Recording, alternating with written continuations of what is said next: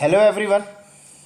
तो अब हम हमारा अगला टॉपिक है लैम्डा फंक्शन।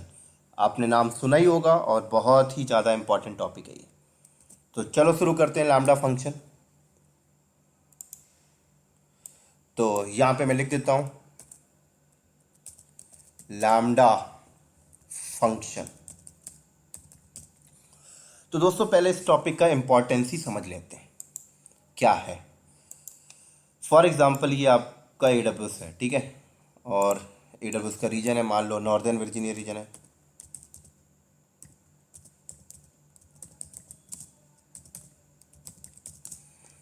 और नॉर्दर्न वर्जीनिया रीजन में आपके EC2 चल रहे हैं और मान लेते हैं कि 100 ऑफ EC2 चल रहे हैं, ठीक है, और भी नंबर ऑफ सर्विसेज चल रही हैं।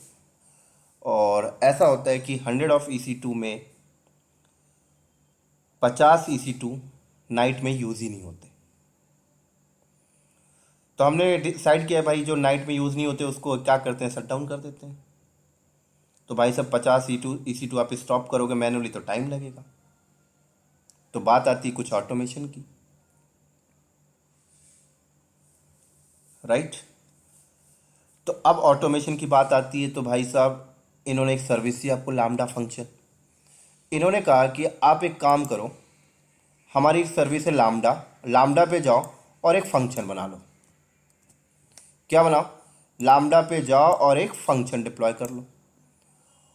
और जब आप फंक्शंस को बनाते हो तो आपको पूछा जाता है कि ये फंक्शंस जो बना रहे हो आप इसको किस इन्वायरमेंट के साथ बना दूं। मतलब पाइथन बेस बना दूं या जावा पे बना दूं या रूबी पे या नोड.जेएस पे।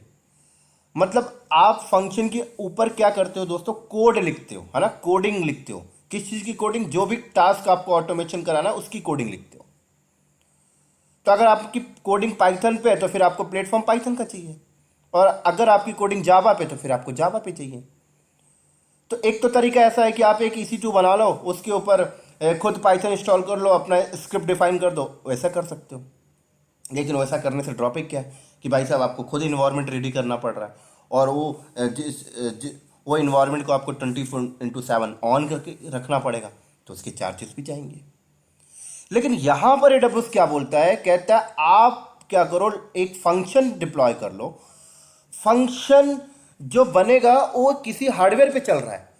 बोले तो हार्डवेयर के ऊपर OS होगा, OS पे चल रहा है, लेकिन आपको उस OS और हार्डवेयर से कोई मतलब नहीं है,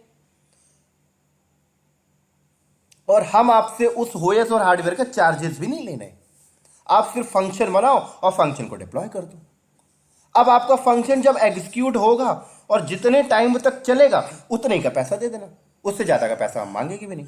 मतलब आपके लिए एनवायरनमेंट जो है फंक्शन का वो 24/7 लाइव है, लेकिन आपने जो फंक्शन उसके ऊपर डिप्लॉय किया है वो फंक्शन ट्रिगर होता है। अब देखो फंक्शन ट्रिगर होने का मतलब क्या है, आप कंडीशन बेस पे ट्रिगर करा सकते हो कि भाई अगर ये EC2 यूटिलाइज नहीं हो रहा हो तो ट्रिगर कर दो, उसके अंदर कोडिंग लिखिए, स्टॉप करने का, स्टॉप हो जाएगा। ये कंडीशन बेस्ड ट्रिगरिंग हो गई। आप मैनुअल ट्रिगर करा सकते हो, आप किसी थर्ड पार्टी टूल से भी ट्रिगर करा सकते हो। तो जब वो फंक्शन ट्रिगर हुआ और चलने में जितना टाइम लिया उसने 2 सेकंड, 20 सेकंड, 1 मिनट, 2 मिनट, तो 2 मिनट का ही चार्ज लेंगे वो आपसे, बस उससे ज़्यादा का नहीं लेते। लेकिन इन्वायरमेंट आपके लिए ये जो इन्वायरमेंट होगा ये आपके लिए 24/7 लाइव होगा। तो ये बेनिफिट है दोस्तों लैम्डा फंक्शन का सबसे बड़ा। तो हम क्या करते हैं, हम अपने AWS की रिसोर्सेज पे कुछ भी ऑटोमेशन कराना है कि भाई एक बकेट के ऊपर जब कोई चीज़ डिप्लॉय हो तो ये हो जाए, एक लोड बैलेंसर पे अगर इतना हिट आए तो ये हो जाए। तो ऐसा ऑटोमेशन वगैरह हम क्या करते हैं अपने फंक्शन के थ्रू कर लेते हैं। तो आई होप आपको ये चीज़ें समझ में आ रही होंगी, और जब हम इसकी लैब करेंगे तब आपको अच्छे से क्लियर होगा।